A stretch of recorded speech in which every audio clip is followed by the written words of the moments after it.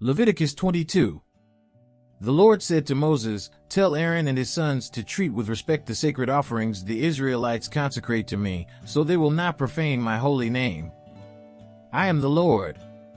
Say to them, for the generations to come, if any of your descendants is ceremonially unclean and yet comes near the sacred offerings that the Israelites consecrate to the Lord, that person must be cut off from my presence. I am the Lord. If a descendant of Aaron has a defiling skin disease or a bodily discharge, he may not eat the sacred offerings until he is cleansed.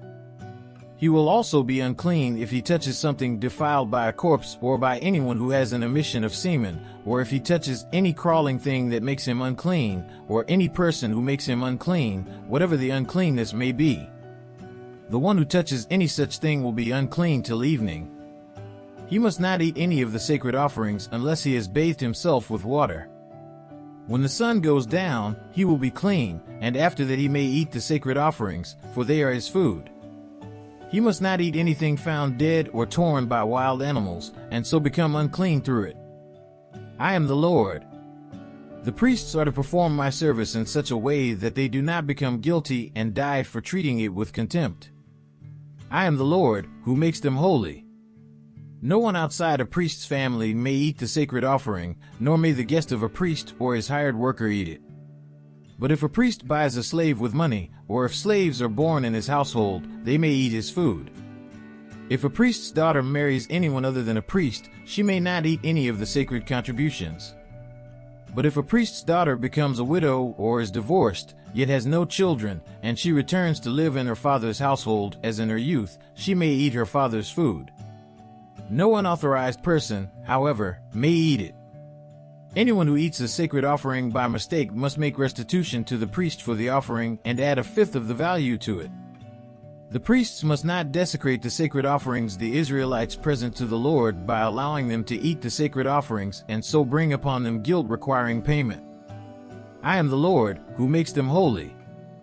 The Lord said to Moses, "Speak to Aaron and his sons and to all the Israelites and say to them, if any of you, whether an Israelite or a foreigner residing in Israel, presents a gift for a burnt offering to the Lord, either to fulfill a vow or as a freewill offering, you must present a male without defect from the cattle, sheep, or goats in order that it may be accepted on your behalf.